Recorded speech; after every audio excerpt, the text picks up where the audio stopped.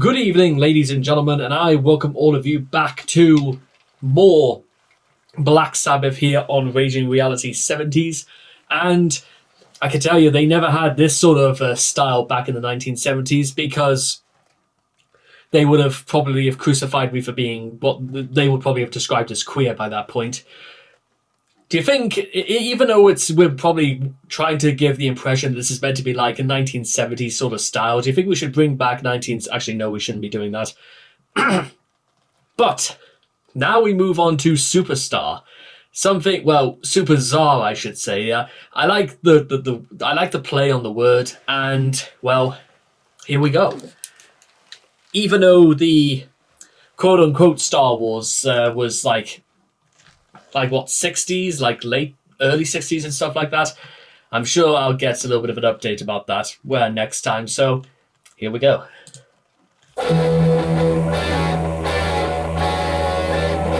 It does actually sound more like the actual Star Wars.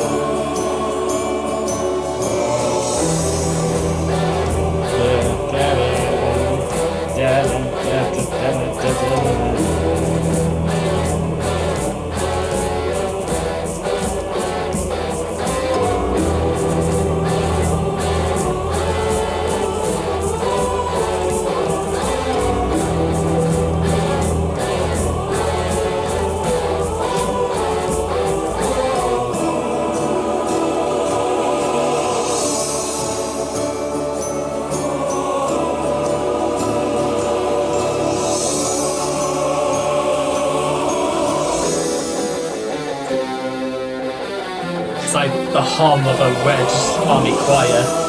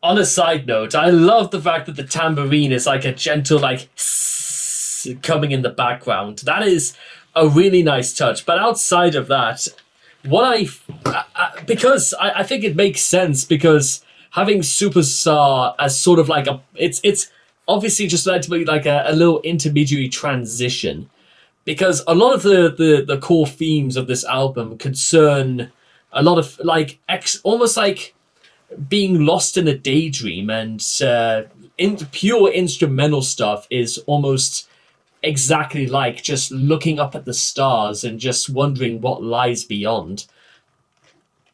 I honestly don't feel like I've got much more to say about that, because the possibilities for that kind of imagination are quite frankly limitless, and there's never really been a limit on the sort of things that any band can really do. And bear in mind, classics work, and the reasons why Sabotage works so well is because it's adored and it's loved and it's appreciated time and time and time again. Otherwise, it simply would not be called a classic.